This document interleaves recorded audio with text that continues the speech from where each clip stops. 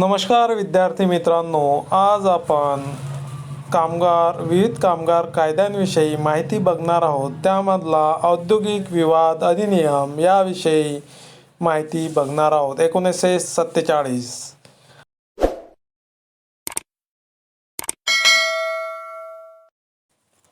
नमस्कार विद्यार्थी मित्रांनो, आज आपण कामगार कायद्यांविषयी माहिती घेणार आहोत. त्यातील पहिला कायदा औद्योगिक विवाद अधिनियम म्हणजेच इंडस्ट्रियल डिस्पॅच लॉ 1947 म्हणजेच 1947 आज बघणार आहोत. एक औद्योगिक विवाद अधिनियमाचे उद्दिष्ट काय आहे? औद्योगिक कामगाराची नोकरीची परिस्थिती सुधारून औद्योगिक शांतता निर्माण करून देशातील उत्पादन कार्याची गती वाढवून समाजाची उन्नती करून सुबत्ता आणायची. 2. हा कायदा कोणाला लागू होतो? मानवी गरजा किंवा इच्छा पूर्ण करण्यासाठी वस्तू किंवा सेवा निर्मिती करून वाटप करण्याकरिता कामगारांच्या सहकार्याने सुरू केलेली संघटित कार्यप्रणाली म्हणजे उद्योग व कायद्याच्या कार्यकक्षेत येतो. ही कार्यप्रणाली कोण करीत आहे व त्यामागील हेतू कोणता आहे, तसेच ज्या कामगारांच्या मदतीने सुरू करण्यात आली आहे त्याची संख्या किती आहे यावर कायदा लागू होणे अवलंबून नाही.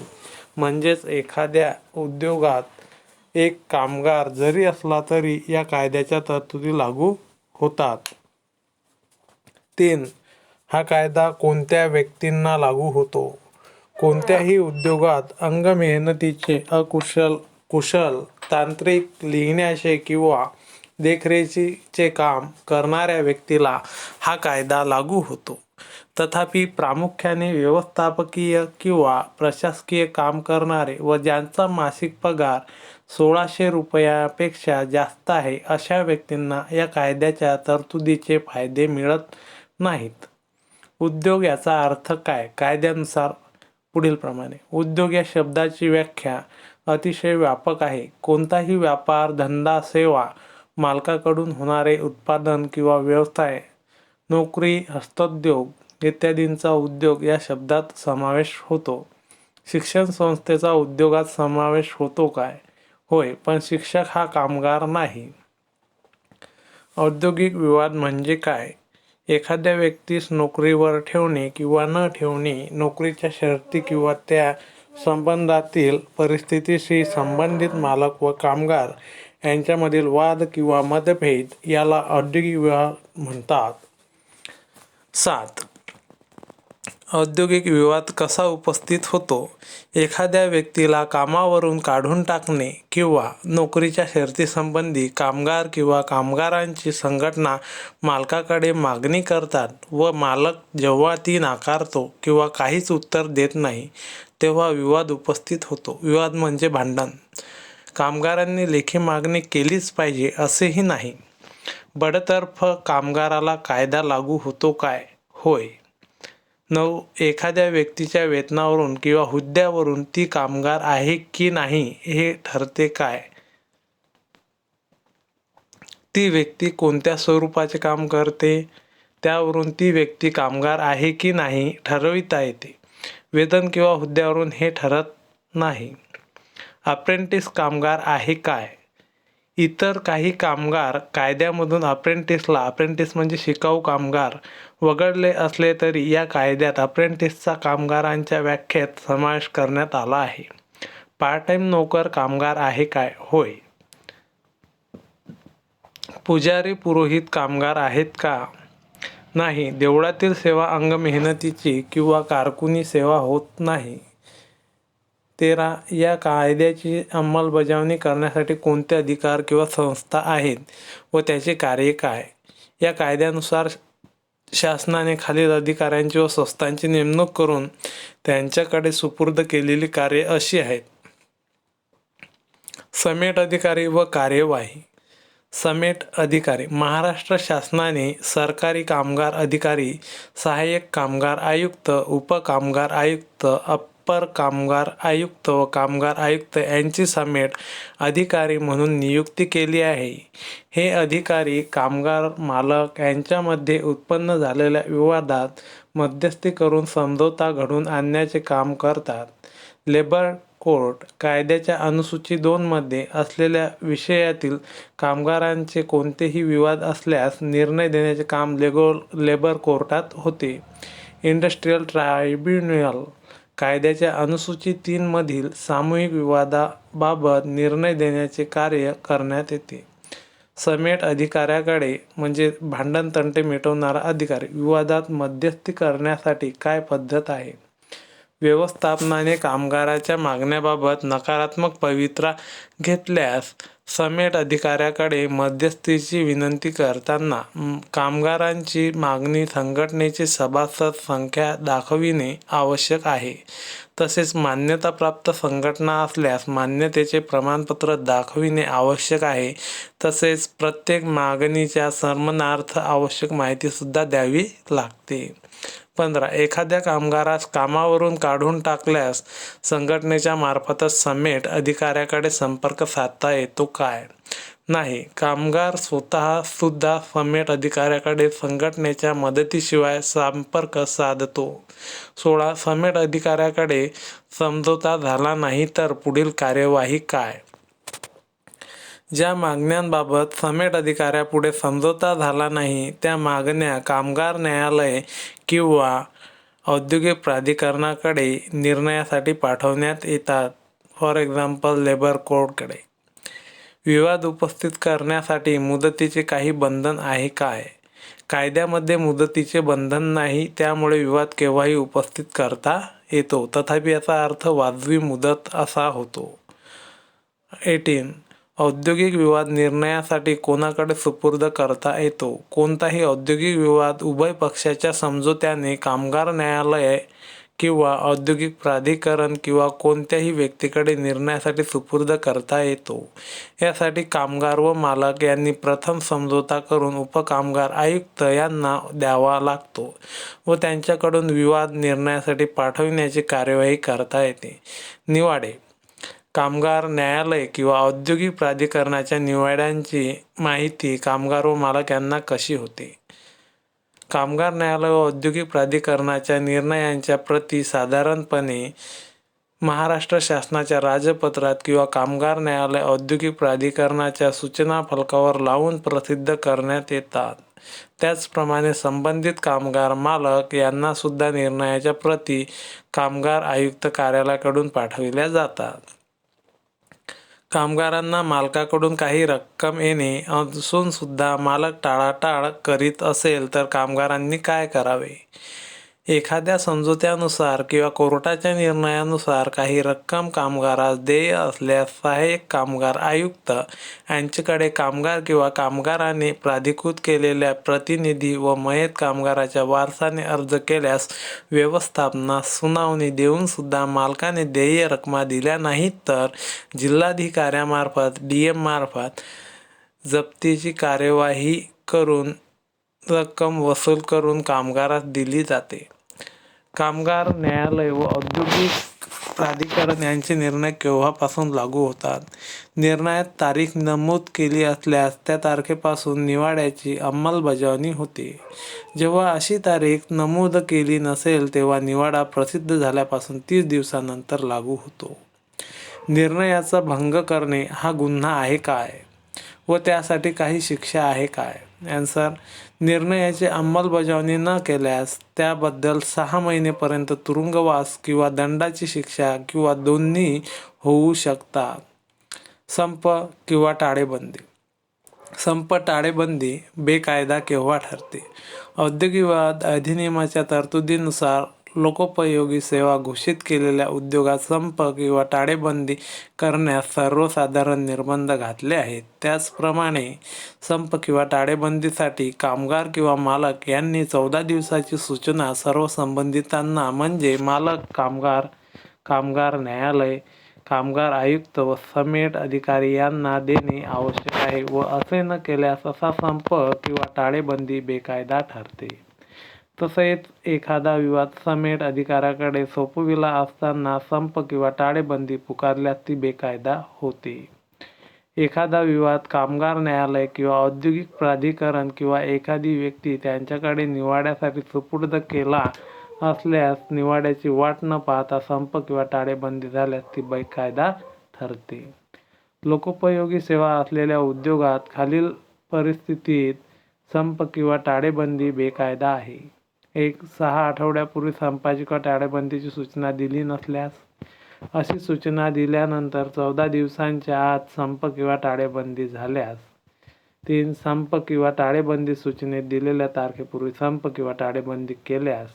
4. समेट कार्यवाही सुरू असताना अशी कार्यवाही संपल्यानंतर 7 दिवसांमध्ये संप किंवा टाळेबंदी झाल्यास. 24. संप किंवा टाळेबंदीवर शासनास बंदी घालता येते काय? होय. ज्या विवादामुळे संप किंवा टाळेबंदी उद्भवली असेल तर तो विवाद त्यामध्ये समझोता होणे शक्य नाही असे वाटल्यास शासन कामगार आयुक्त कोर्टात निर्णयासाठी पाठवून संप किंवा टाळेबंदी चालू ठेवण्यास प्रतिबंध करतात. 25. संपाचा पगार मिळतो काय? संप जर कायदेशीर, समर्थनीय व शांततामय असेल तर संपावर गेलेले कामगार संपकाळाच्या पगारासाठी हक्क सांगू शकतात. तथापि याबाबतची कोर्टाच्या निर्णयाची आवश्यकता आहे.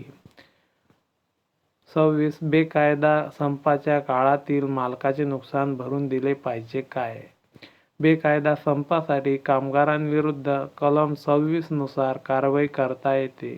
कायद्यात नुकसान भरपाई करून देण्याची तरतूद नाही.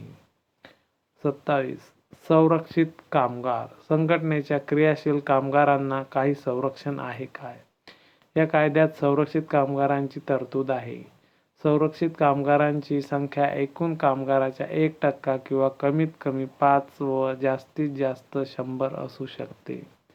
ज्या संघटनेच्या पदाधिकाऱ्यांना संरक्षित कामगार म्हणून घोषित करावयाचे आहे अशा पदाधिकाऱ्यांची यादी संघटनेने 30 सप्टेंबरपूर्वी मालकास देणे आवश्यक आहे व व्यवस्थापनाने अशा संरक्षित कामगारांना मान्यता देण्याचे नाकारल्यास संघटनेने समेट अधिकाऱ्याकडे संपर्क साधावा. Lay off. ले ऑफ म्हणजेच काय? कोळसा, वीज किंवा कच्च्या मालाचा तुटवडा किंवा माल साचून राहिल्यास किंवा यंत्रसामुग्री नादुरुस्त झाल्यास किंवा एखाद्या नैसर्गिक आपत्तीमुळे मालकाने कामगारास काम दिले नाही तर त्या कामगारास ले ऑफ दिला असे समजले जाते, म्हणजेच कामावरून सुट्टी देणे. 29. ले ऑफ काळात कामगारांना वेतन मिळते काय? सुट्टीच्या काळात कामगारांना वेतन मिळते काय? ले ऑफ कामासाठी कामगारास वेतनाच्या 50% रक्कम भरपाई म्हणून मिळते. ही भरपाई मिळण्यासाठी कामगाराला दररोज आपल्या पाळीमध्ये हजेरी लावणे आवश्यक असते. तसेच मालकाने त्याच आस्थापनेत किंवा 5 मैलाच्या परिसरात कामगारास पर्यायी काम पुरविल्यास व कामगाराने पर्यायी काम करण्यास नकार दिल्यास कामगाराला नुकसान भरपाई मिळणार नाही. ज्या मालकाकडे 50 पेक्षा कमी कामगार कामास असतील व ज्यांना ले ऑफ देण्यात आला असेल तर त्यांना भरपाई मिळते काय? ज्या मालकाकडे 50 पेक्षा कमी कामगार नोकरीला असतील आणि ज्याला ले ऑफ देण्याचा अधिकार नसेल त्याने कामगारांना ले ऑफ दिल्यास कामगारास पूर्ण वेतन म्हणजे मूळ वेतन व महागाई अशी रक्कम द्यावी लागते. ले ऑफचा अधिकार म्हणजे काय? ज्या कामगाराच्या नेमणूक पत्रात कामगारास ले ऑफ देण्याची तरतूद नसेल व मालकाच्या आस्थापनेत स्थायी आदेशातील तरतुदीमध्ये ले ऑफ देण्याची तरतूद नसेल तर अशा मालकास कामगारांना ले ऑफ देण्याचा अधिकार नाही असे समजावे. ले ऑफ कामगार कपात व कारखाना बंदीसाठी पूर्वपरवानगी. 32. आपल्या मनाप्रमाणे मालकाला ले ऑफ देण्याचा, कामगार कपात करण्याचा व कारखाना बंद करण्याचा अधिकार आहे काय? ज्या कारखान्यात 100पेक्षा जास्त कामगार मागील 12 महिन्यात सरासरी 100 किंवा 100पेक्षा जास्त कामगार कामावर असतील तर शासन व कामगार आयुक्त यांच्याकडे रीतसर अर्ज करून पूर्वपरवानगी मिळवल्यासच कामगारांना ले ऑफ देता येतो किंवा कामगार कपात करता येते. त्याचप्रमाणे कारखाना सुद्धा पूर्वपरवानगीशिवाय बंद करता येत नाही. कामगार कपात व कारखाना बंद केल्यास कामगारास काही नुकसान भरपाई मिळते काय? कामगार कपात किंवा कारखाना बंद केल्यास कामगारांनी केलेल्या एकूण सेवेचा विचार करून दर वर्षाच्या सेवेसाठी 15 दिवसांचे वेतन म्हणून नुकसान भरपाई देणे आवश्यक आहे. कामगार कपात करताना नुकसान भरपाई केव्हा दिली पाहिजे? कामगार कपात करताना कामगारास 1 महिन्याची पूर्वसूचना देणे आवश्यक आहे. अशी पूर्वसूचना दिली नाही तर 1 महिन्याचा पगार देणे बंधनकारक आहे. त्याचप्रमाणे नुकसान भरपाई देण्याची अट आहे. नुकसान भरपाई न दिल्यास अशी कामगार कपात बेकायदा आहे. उद्योग बंद करण्याबाबत तरतुदी. एखादा उद्योग बंद करण्यासाठी नोटीस देण्याची आवश्यकता आहे काय? कोणताही उद्योग बंद करावयाचा असल्यास किमान 60 दिवस आधी उद्योग बंद करण्याची कारणे नमूद करून शासनास नोटीस देणे आवश्यक आहे. अशी नोटीस देण्याचा उद्देश शासनास संकल्पित बंद करण्यापूर्वी काही उपाययोजना करता यावी असा आहे. तथापि ज्या उद्योगात 50 पेक्षा कमी कामगार आहेत किंवा ज्या औद्योगिक आस्थापना बांधकामाच्या प्रकल्पासाठी सुरू करण्यात येतात, या तरतुदी लागू होत नाहीत.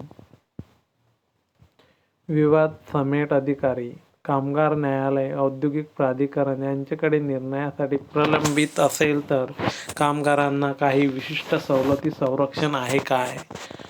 विवाद प्रलंबित असताना त्या विवादाशी संबंधित असलेल्या कामगाराच्या सेवा शर्ती किंवा परिस्थितीत फेरफार करण्याच्या मालकाच्या स्वातंत्र्यावर काही निर्बंध घातले आहेत. ज्या कामगाराचा विवादाशी संबंध आहे त्याच्या सेवा शर्ती बदल करावयाचा असल्यास समेट अधिकारी कामगार न्यायालय लवाद ज्याच्याकडे चालू आहे त्याच्याकडे अर्ज करून पूर्वपरवानगी मिळविणे आवश्यक आहे. तसेच संरक्षित कामगार जर विवादाशी संबंधित असेल तर त्याच्या सेवा शर्तीत बदल करावयाचा असल्यास पूर्वपरवानगी घेणे आवश्यक आहे. विवादातील पक्षाचे प्रतिनिधित्व. या कायद्याखाली काम करणाऱ्या अधिकाऱ्यापुढे वकील उपस्थित राहू शकतो काय? कामगार किंवा मालक यांच्यातर्फे समेट कार्यवाहीत वकिलास प्रतिनिधित्व करण्यास पूर्ण मनाई आहे.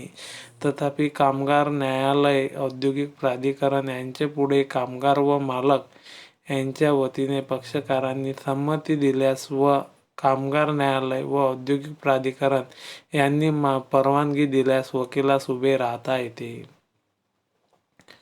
कामगारांना मिळत असलेले वेतन, महागाई भत्ता, रजा इत्यादींमध्ये मालकास बदल करता येतो काय? कामगारांना मिळत असलेले वेतन, महागाई भत्ता, रजा, इतर सेवा शर्ती बदल करावयाचा असल्यास सहजपणे करता येत नाही. सध्या उपलब्ध असलेल्या सेवा शर्तीत बदल करावयाचा असल्यास मालकाने कामगारांना 21 दिवस आधी सूचना द्यावी लागते व या बदलास कामगारांनी हरकत घेतल्यास समझोता असल्याखेरीज व्यवस्थापनास बदल करता येत नाही. Thank you. व्हिडिओ आवडल्यास like, comment, share and subscribe करा. धन्यवाद.